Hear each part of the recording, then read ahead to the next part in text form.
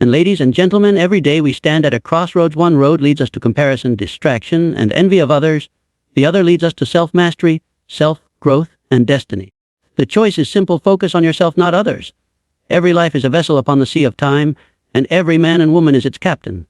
Yet too many allow their ships to drift, and swayed by the winds of opinion, tossed by the currents of comparison, steered by hands that are not their own. To live without self-direction is to live as a passenger, not a commander. And it is to surrender the greatest power ever given to human beings, the power to choose one's own course. The individual who masters self-direction possesses a force greater than circumstance, greater than chance, greater than the shifting tides of fortune. A man with no direction looks at the success of another and feels envy, and while a man with self-direction sees the same success and feels only confirmation that his own journey is possible. A drifting mind hunts for approval, chasing the fleeting applause of the crowd, but a directed mind is fixed on its vision, unshaken whether the world praises or condemns. Think of the compass. It never asks the wind which way it should point. It is steady, unwavering, and loyal to its truth. So must a person of self-direction be. Your compass is your vision, your principles, your decision that your life will not be lived secondhand.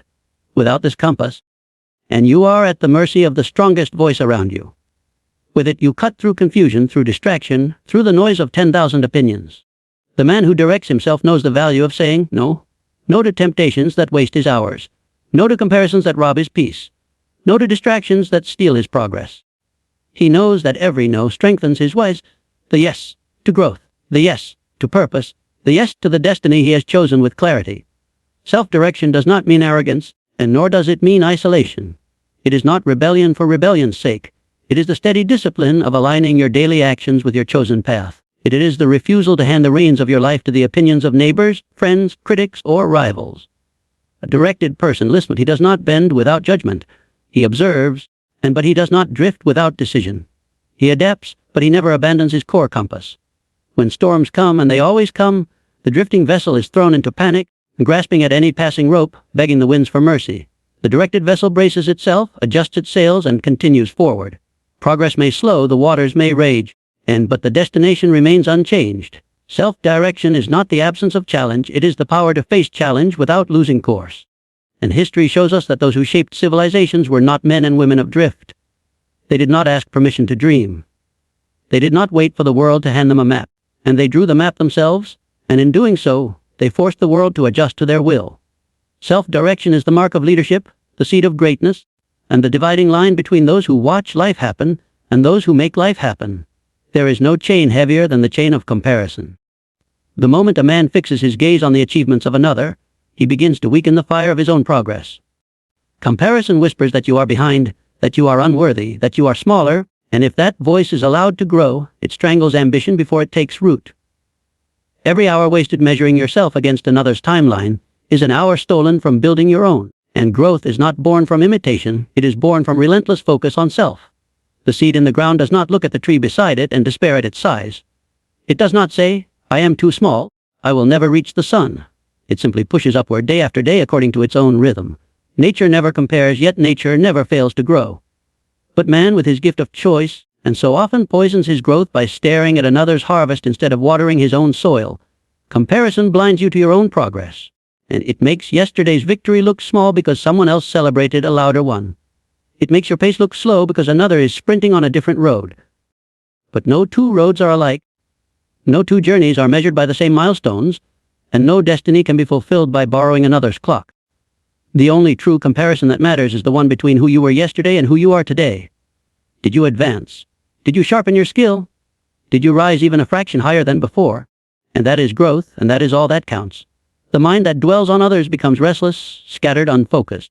And the student who constantly glances at the scores of his peers misses the lesson that could raise his own performance. And the craftsman who envies the recognition of another neglects the mastery that would bring his own.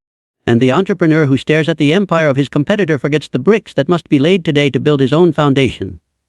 Comparison is not just a thief of joy, it is a thief of time, energy, and destiny. The man who refuses comparison gains freedom. He is not hurried by another's success, nor is he delayed by another's failure. He lives by his own clock, guided by his own compass, and measuring his progress with the honest yardstick of personal effort. He knows that life is not a race against others, but a test of discipline against oneself. The true victory is not to cross the line before another man, but to cross the line you once believed was impossible for yourself. When you turn your attention inward, your strength multiplies, and energy once wasted on envy becomes fuel for action. Focus once scattered by jealousy becomes precision in execution. The moment you stop chasing shadows, you begin to see the shape of your own light. Growth does not bloom in the soil of comparison. It blooms in the soil of self-mastery, watered daily by discipline, patience, and faith in one's own path. The energy is the currency of achievement, and yet it is the most carelessly spent wealth of all. Every thought, every conversation, every action withdraws from the account of your life. When this wealth is squandered on trivial matters, nothing remains for the pursuit of greatness. To guard your energy is to guard your future. To treat it as gold is to recognize that your success depends not on how much time you are given, but on how wisely you invest the power within each hour. The world is filled with thieves of energy, and some come in the form of people who drain with complaints, doubts, or envy. Some appear as distractions disguised as pleasures, consuming hours with no return. Others live within the mind itself, and thoughts of worry, fear, and comparison that bleed away the strength that should be directed toward creation and progress. Every time you engage with these thieves, you pay a price, and the cost is progress lost. A man who values his energy becomes selective with his attention. He does not argue with every critic, for he knows that attention is fuel. He does not fight every battle, and for he knows some wars are designed only to exhaust. He does not chase every distraction, for he knows the cost of divided focus. Instead, he conserves his strength for the work that matters, and for the vision that demands his highest output, for the building of a life that justifies every ounce of power spent. Guarding your energy requires discipline, and discipline begins with awareness.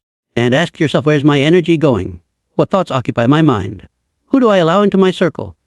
What activities consume my hours without bringing me closer to my goal? And most men bleed energy without knowing they are wounded. They pour it out in endless debates, in gossip, in resentment, in constant distraction. And then they wonder why they have nothing left for the pursuit of their own dreams. Energy, like treasure, multiplies when invested wisely. The more you channel it into discipline, and the stronger discipline becomes. The more you channel it into skill, the sharper skill becomes. The more you channel it into purpose, the brighter purpose burns. And just as gold placed in the hands of a fool is squandered, so too is energy wasted by the undirected man. But placed in the hands of one who knows his aim, it becomes a force that bends circumstances, opens doors, and builds empires. Those who accomplish great things are not always the most talented or the most fortunate. They are those who refuse to waste their energy. And they understand that every hour is a battlefield, every decision a choice to invest or to lose. They live with intention, guarding their mental clarity, their physical strength, and their emotional balance as fiercely as a king guards his crown. For once energy is spent, it cannot be reclaimed. The day moves forward, the hour passes, the chance dissolves, and only the directed use of energy determines what remains in its place. Every man is a sovereign over a territory greater than any land, and that territory is the kingdom within. And before thrones are claimed in the world outside, thrones must first be established in the world inside. Strength without, discipline without, and achievement without, all are illusions unless they are anchored in the fortress of the inner self. The walls of this kingdom are built from character, the towers from discipline, the gates from principles, and the crown from mastery over thought. Many seek to build castles in the eyes of others while their own inner kingdom lies in ruins. They chase validation, approval, and applause while within they are weak, restless, and divided. The world may admire them for a season, but every kingdom that is hollow within will eventually crumble without. True greatness does not rise from borrowed bricks. It rises from the granite of self-control, the steel of conviction, the unshakable foundation of inner strength. And the building of this kingdom is not done with noise and spectacle, but with quiet work carried out in solitude where no audience watches. It is in the unseen hours of reflection, discipline, study, and in self-mastery that the foundations are laid. The man who governs himself in private becomes unshakable in public. The man who has conquered his inner fear stands taller than armies, and for no external force can overthrow the one who rules himself. Walls must be built to guard against invasion, for not every voice deserves entry, not every influence deserves a seat within your gates. The careless man leaves his kingdom open, allowing doubts, fears, gossip, envy, and weakness to march in unchallenged. Soon his stores are plundered, his throne overturned, his strength dissipated. But the wise man is vigilant. He examines every thought before granting it access, every influence before granting it power, every habit before allowing it permanence. He knows that to protect the kingdom within is to secure the foundation of every achievement without. Towers must rise high to give vision. Without vision, the kingdom is blind and unable to see beyond the walls. Vision lifts the mind above circumstance, above present struggle, above fleeting setbacks, and shows what is possible. It gives the kingdom direction and the courage to expand, the clarity to endure storms. Vision is not inherited, it is built brick by brick, through imagination, determination, and the refusal to settle for a view that others declare sufficient. The throne must be occupied by discipline. No kingdom thrives under a weak ruler, and no man thrives under a weak will. And discipline commands the forces of habit, directs the soldiers of action, organizes the stores of energy, and enforces the law of consistency. A kingdom where discipline is absent is a kingdom in chaos, and ruled by impulses torn by contradictions, vulnerable to every passing temptation. But where discipline rules, order prevails, progress continues, and power multiplies. Every kingdom is tested. Storms will come, battles will rage, invaders will appear at the gates. The measure of the kingdom is not whether it avoids challenge, but whether it endures challenge without collapse. The stronger the inner fortress, the greater the outer victories. The man who has built his kingdom within cannot be conquered from without, and for his strength does not depend on the applause of the crowd or the approval of the world, but on the unshakable fortress of the self he has built with patience, vigilance, and in relentless discipline. Greatness is not forged in a single burst of effort, nor is mastery claimed in one victorious moment. The builders of empires, the creators of inventions, the leaders of movements did not rise on the strength of a single day, but on the compounded weight of countless days stacked with discipline. Daily progress is the true architect of destiny, and discipline is its tool. Without it, dreams remain visions, goals remain words, and potential remains unused. With it, even the smallest action becomes a brick in the monument of achievement, and discipline demands that you rise each day with purpose, regardless of mood, regardless of circumstance, regardless of whether the world notices. The applause of others cannot fuel you, and for applause is fleeting. Recognition cannot sustain you, for recognition comes late. The true fuel is the inner decision to honor your own standard day after day. Progress is not glamorous, and it is repetition, it is persistence, it is the daily sharpening of the blade that will one day cut through every obstacle in your path.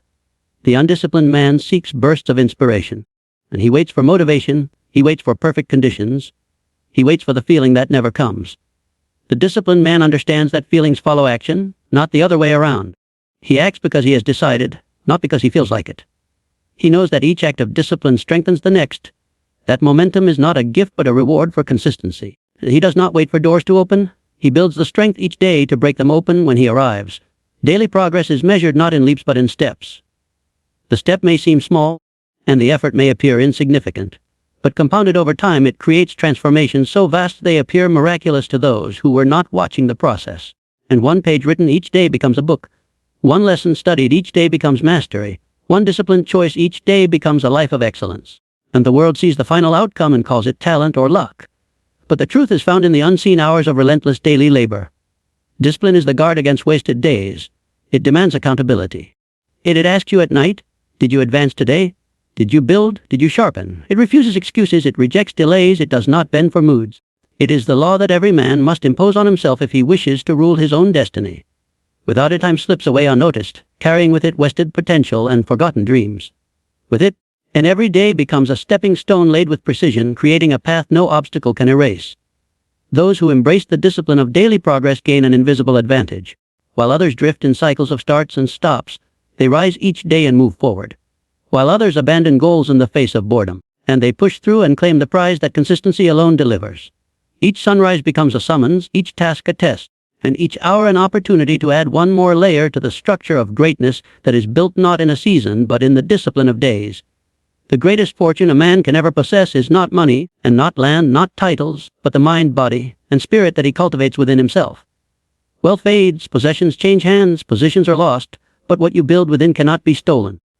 The law of self-investment declares that every reward in life is the direct result of the seeds you plant into your own development. To neglect self-investment is to live on borrowed wealth, to rely on chance, to wait for fortune to deliver what only discipline can secure. To embrace it is to create a foundation so unshakable that opportunity itself is drawn toward you. Knowledge is the first currency of self-investment. Every book studied, every lesson learned, every skill mastered becomes a tool forged for the battles ahead.